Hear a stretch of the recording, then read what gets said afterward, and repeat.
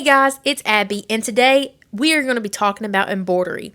So I had a question before about a couple of questions on my TikTok when I post my embroidery videos about how to do embroidery or some tips and tricks, because learning how to use your embroidery machine can be very, very hard. Now, I'm a beginner myself. I've only been doing this for probably about 4 or 5 months now, so I know just bits of things. But the things I have learned, it can come handy for someone else to learn. I've actually gotten to where I've embroidered 2 t-shirts before, a sweater, and I've made a couple of things.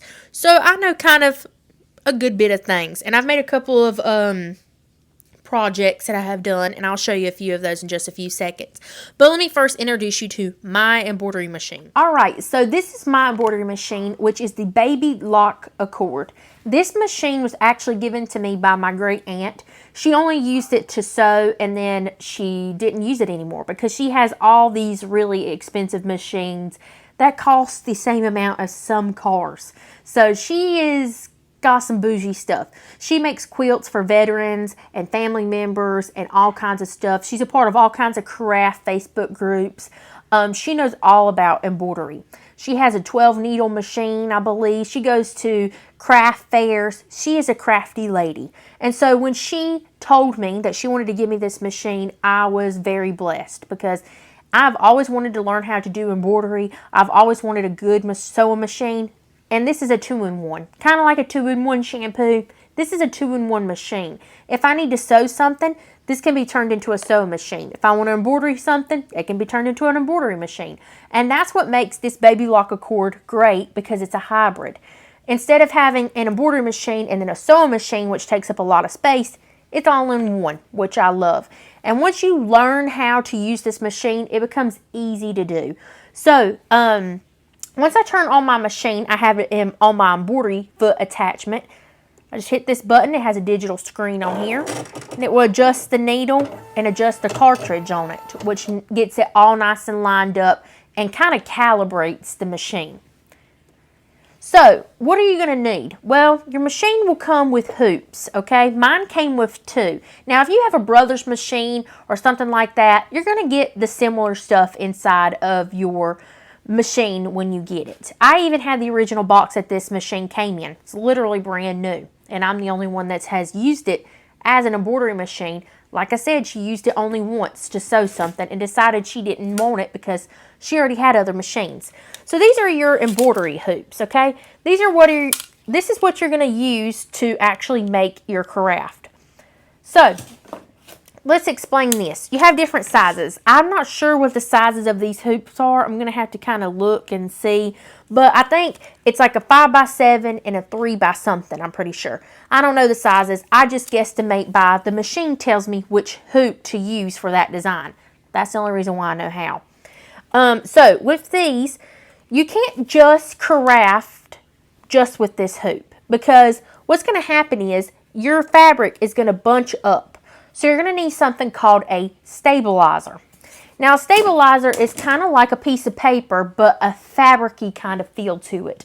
You can purchase all these supplies on Amazon, or the Zon is what I like to call it. And this is my favorite stabilizer here, which is the New Brotheridge Embroidery Stabilizer. I like the cutaway because you can just rip it off and it comes off right away. You've got wash away, tear away. I mean, the list goes on. You even have some that's like transparent, and you can be used with something called stanza or something. I forget what the name of it is called, but I have some of it. Fanza or Fonza, something like that. But this is a cutaway, and I get the 12x10, 100 pieces, and these are already pre-cut. I like pre-cut because it's just simple and easy to use, and it's ready to go. So, with your stabilizer, all you're going to do is, let me grab a piece of it real quick. Here's what stabilizer looks like. It's kind of see-through, if you can see my hand through it, but it's also kind of thick. So it's like a thick piece of paper, but see-through. It kind of reminds you of, like, you ever had an embroidery shirt and it has like white stuff on the back of it? That's what that is. It's just stabilizer that someone didn't wash off or pick off all the way. Sometimes you can leave this stuff on there and it will just wash off in the wash machine, and it's perfectly fine. It's not going to ruin your embroidery design. It's just going to come off in the wash pretty much. So what you usually do is you'll take your hook that you have. I have so much stuff all around me, it's like hard to keep track of what's what. Your hook will, your little hoop will, your hoop is what's gonna go into this. So I'll show you in just a second. Let me unscrew this. It's kind of like tight fit. So I have my hoop here, right? And all I'm going to do is get my stabilizer onto my hook. So it's kind of like you take this piece of paper and then you take your hoop and you sandwich it in. And this can kind of be the hardest part, is getting this exactly right. All right, so I got the stabilizer sandwiched into the hoop. And a good tip is it should sound like a drum. Don't beat this too hard or your hand will go through it, because this stuff is really thin. So you will see here on mine, you see like it kind of looks like a person. You have a head and a torso. It should always look like that, head and torso. And you should be able to have these little hooks that are here and hook it on to your machine. The more you do it, the more you will get comfortable with hooking it on. When I first did it, it took me a couple tries to get this actually hooked onto the machine. So before we create anything, we're going to need some designs, which is when your flash drive is going to come in handy. A lot of your newer machines take flash drives and you have to like get an actual design to put onto your machine. So get you a flash drive that is used just for your embroidery designs. You can even label your flash drive on your computer as embroidery designs, so you know this is exactly what it's for. Now, instead of sticking your flash drive into your machine and taking it out and in and out and in and out when you're digitizing all your stuff and putting it onto your flash drive, get you one of these little connectors, which is a USB to a USB port end to go into your machine. So that way you're not taking that USB in and out of your machine and ruining your input thing and causing it to be loose. Because if you ruin that, you've ruined your whole machine. There's not much you can do with your machine after you ruin that little port. So get this little thing here so that way you can put your flash drive into here and it will always be inside your machine and not ruining it. That's a great tip that I learned from my great aunt, and I will always keep that in my mind because I don't ever want to ruin that little port and not be able to put any kind of images onto my embroidery machine. So, what are some good websites to get some free designs to start off? There is a great website called Creative Kiwi. I will leave it linked down below. You can find a lot of free designs on there. You need to determine what kind of software your embroidery machine takes. There's GFPs, there's PESs, there's all different kinds, okay? So mine takes a PES, and I think Brothers takes a PES as well. So I haven't got good at digitizing my own designs yet. I've only done a few and they've turned out great. So I just happened to get them offline for free. So all you have to do is go onto the websites and find yourself one, download it onto your computer, and transport it as the right kind of program onto your flash drive and then plug it up into here. If you need more information on that, because I kind of don't have a way to show you that great, there's some people who show exactly how to do that. And you should be able to do it easy by following along all those little instructions. So, once you have your design that you want to do, you're going to continue on to the next step. Let's talk about how you're going to need bobbin. So for embroidery, not for sewing, but for the embroidery aspect, you need 90 weight. It should say 90 WT. And this is exactly what this is here. You will need 90 weight on your bobbin thread. If you use 60, it will not turn out good. It will mix that bobbin into your embroidery and it will have white pieces showing through. If you're having that issue, it's because you don't have the right weight for your embroidery thread bobbin. So get a 90 weight for embroidery, a 60 weight for sewing. So keep that in mind. 60 weight is sewing, 90 weight is embroidery. And I have those separated because I can just keep it in my mind. Have two pieces of bobbins. This is my sewing, this is my embroidery, and keep them separated. So your bobbin goes down here in your machine just like a sewing machine. And actually when you lift this up, this is where you're going to do all your little bobbin and all that. As far as embroidery thread goes, you have many different brands. I use something called Sim Thread. Now, my great aunt, she sent me some Sim Thread, and I really liked it, so I continued on with that brand. But there's tons of brands out there. I just went on to the handy dandy Amazon, and instead of purchasing a few colors of, oh, I want this color, or I want, oh, let me get this pink. I like pink. And let me get a red, let me get a yellow. No. Instead, I got all assortments of colors. It's cheaper that way, and you're not going to spend as much money to get as many colors as you want. And these Sim threads are this little. You're going to want to, this is a brand new one, purple. This is actually $6.20 if anyone likes this color. They are listed by colors. And that's another thing. These threads will come with a piece of paper that has all the colors on it. Keep that paper. That comes in handy in the long run. Don't throw that away. Put it in something that you can keep and refer back to because you're going to need it. So this is how little the little embroidery thread things are. And you stick it on here and you can load it up into your machine. You can follow all the little steps. Mine says step number 1, go through this hoop, 2, 3, 4, 5, 6, 7 steps to thread it. And you should have like a little manual that shows you exactly how to thread it through your machine because everyone's is different. So I figured out mine within a day, and I was so happy that I did because it can be a little bit challenging figuring out which way to do all the thread. But there's still some buttons on here that I haven't figured out exactly. It's just going to take some time. Just always keep that manual for it and keep that color sheet for your thread. And these are 90 weight as well. But they're way different than regular sewing yarn. If you can look, they're kind of more shinier and they're a lot more thicker than regular sewing yarn is because the weight of it is more thicker. So let's go ahead and let me choose a design on my thing. Now, what is going to make your sewing your embroidery projects really great? To make your embroidery projects a lot better looking, you're going to want to buy this stuff called batting. Batting is kind of like what people use in quilts to make it have more fluff in it. So let me give you an example of what a project may look like with or without batting. So this little scissor holder here has no batting in it. It's like squishier, thinner, and as you can see, it's just 2 pieces of fabric and it's really thin, right? It's sturdy, but it's thin because it doesn't have batting in it. And this is actually just a little scissor holder with my name on it and a Tweety bird. If you want this file, let me know, but I think it's on Creative Kiwi. I got it on for free. I don't know if they still have this on the website. You have to check Creative Kiwi every single week because they have usually new designs, and get them downloaded before they get gone because they get gone quick.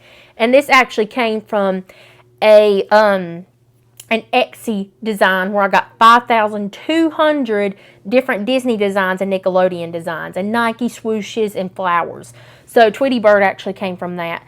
And then the Abby came from my machine that allows me to do letters on my machine. So there's what this looks like. Now when you add that batting, you're going to get that quilted look. So take a look at this little coaster. You see how it had that quilting look to it? And look how less flimsy it is and how more thicker quality. It looks a lot better when it has batting in it. This is batting. See how it's like puffed up, kind of like a quilt? I really like the look of this. When it has batting, it just looks so much more better. Here's another thing. It says My Happy Place, and it's a sewing thing, and it's like a little sitting coaster thing. And then I made this out of batting. It's like a little bear. He's really cute. And then I just did all this embroidery. So another kind of term that you will see in the embroidery industry is applique. Applique is basically where you take a fabric and put it on top of a fabric. Now I have a bag full of different kinds of designs that I've done. And I think I'll show you. So these are my starting things that I ever did to learn how to embroidery, okay? Before I started doing all these nice little carafes like this, I had to learn how to embroidery on just a piece of fabric. And that's exactly what I did. So this was like my very first design I ever did on my embroidery machine, which was a butterfly. It's really cute. Then I got like a frog with a present in his mouth. I mean, the list goes on of all these different kinds of things I got. So this is applique. This is what you're going to see in all the little things online that says free applique or blah, blah, blah. It's basically fabric on top of fabric. So this is a fabric. Orange is a fabric. This green in here is a fabric. The black in here has a fabric. This is a brown fabric. Many different fabrics stuck on top of each other. So you're going to have different steps to do. Number one is going to do your outline of your pumpkin.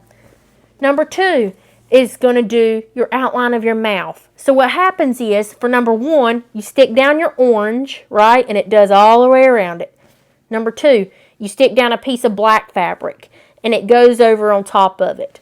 That is applique, and that's what that looks like. This would be really cute on a shirt for Halloween or a dish rag. I have this design still, and I think during Halloween time, I want to put this on a dish rag to hang on the, like the microwave, on the oven. I think that'd be really cute. Maybe put like Happy Halloween. So I got that design saved for a different time.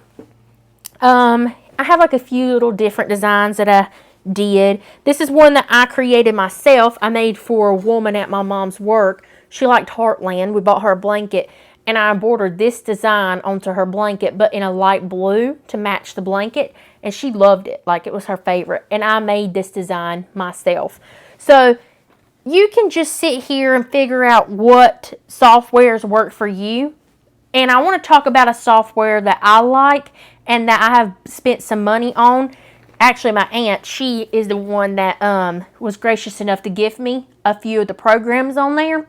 It's Embroidery. That's what I use to see resize, to delete a stitch, or to save things that I've done differently. Embroidery. You got all kinds of different softwares that you can use, but that's a great software because Embroidery is actually, it's completely free. You can get the demo version just to be able to see your image on your computer. The only thing is, if you have it free, you can't save anything that you've done. You can't change a color. You can't do anything. But you can be able to see your embroidery design on there.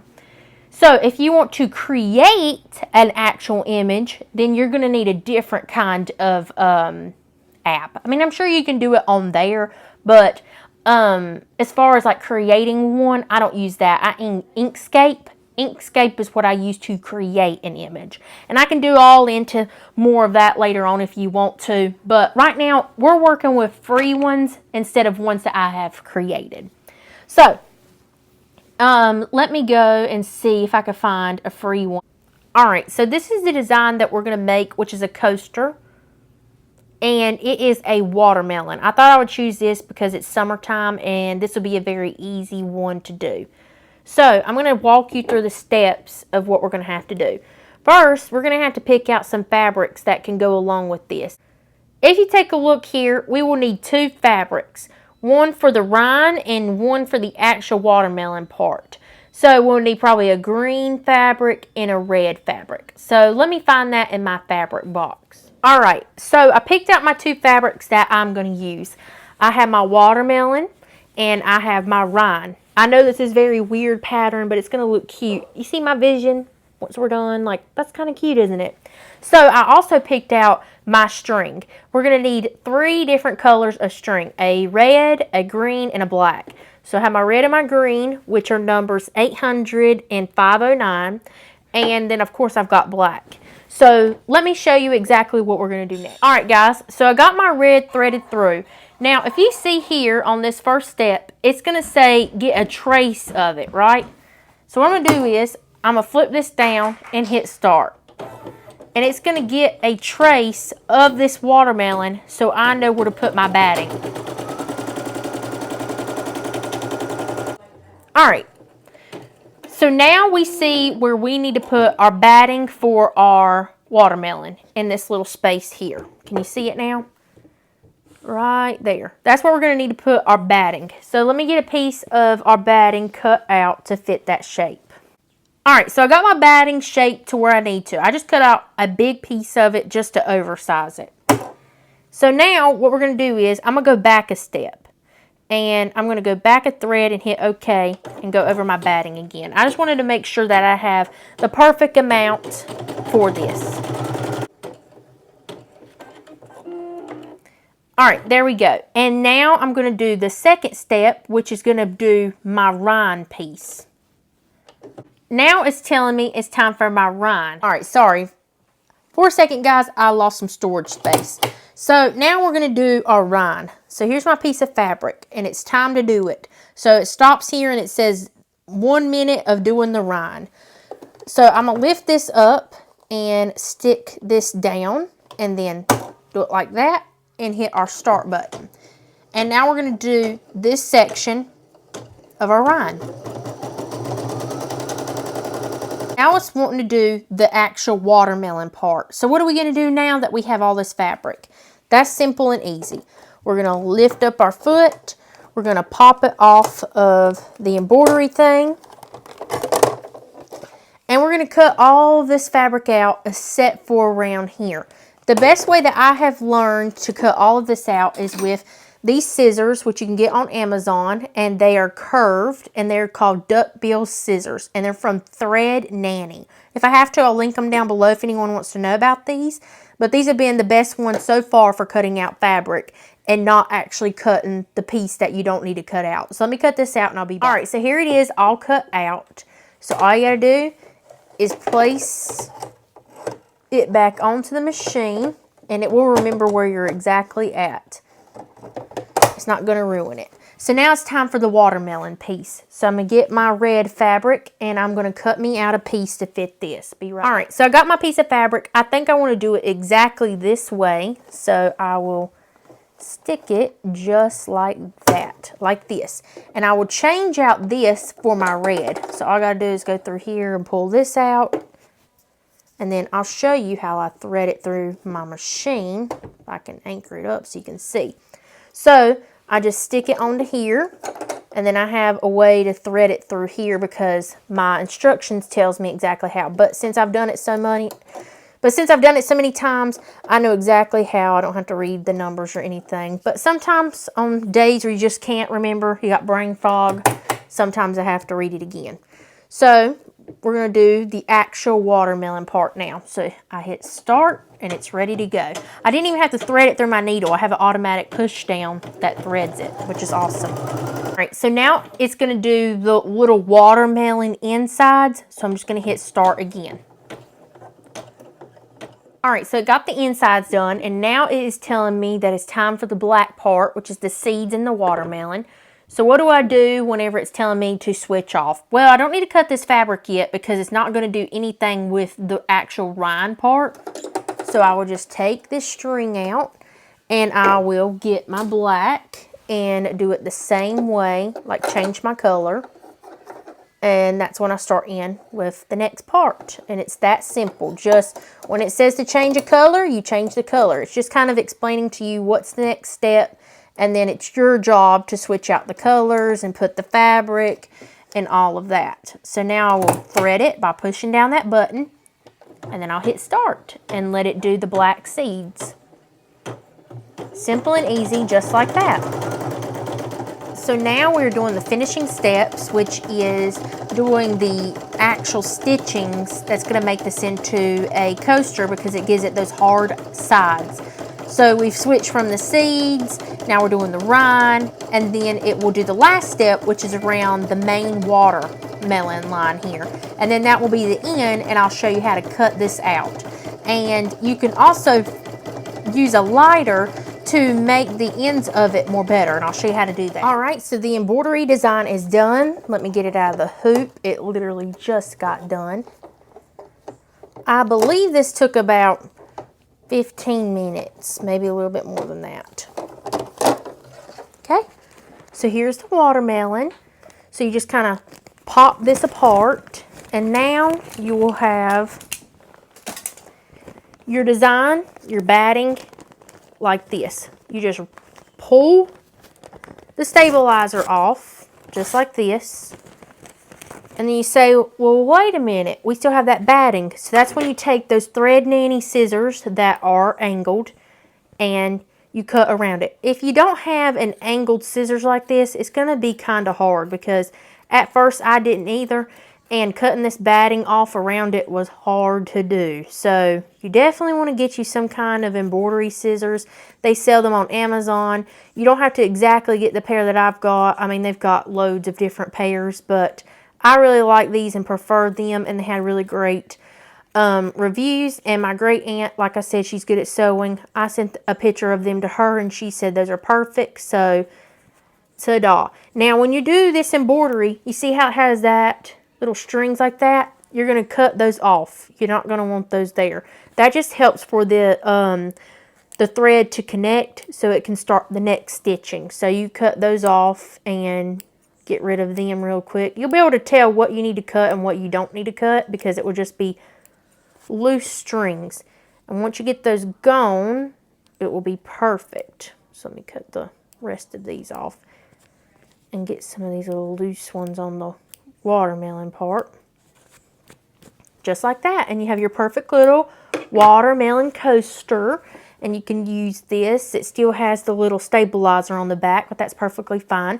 You could add cork to the bottom of this. You could add whatever you want to make this even more a coaster. But their coaster, but just like this, the way you have it here, is perfect enough. Now, one thing that I've noticed about these little embroidery designs are they happen to sometimes get some frayed ends. And the way that I have learned to keep it from getting frayed ends is a lighter. Do you like my little lighter case? I got this on Shein. It's just a little troll doll, and I think it's so cute. So, you take your lighter, and you just go like this over it real quickly. And it won't catch on fire as long as you're not sitting there holding it for a long time. Just go over those ends. It will keep it from fraying, and it will stay good for a long time. It'll get rid of all those little edges that you don't need, okay? Perfect, just like that. And it makes it like kind of hard on the ends, and now it won't fray, and you got yourself a little coaster for a cup or whatever you want to use it as. So that's how you embroider on a baby lock machine. I love doing this. It's super duper fun. Check out this little design I done coming up for Halloween. You could put someone's name on here if you want to, but it holds like a little Smarties or a fun size little treat, and it's just a cute little Halloween thing to give someone. So I might make a couple of these and give them out to my family members, but isn't that just adorable? It's super duper cute. So I hope you guys enjoyed this video, and hopefully I gave you some really good tips and tricks. If you want to see more videos like this, please let me know in the comments down below. Thank you so much for watching, and I'll see you guys next time. Bye!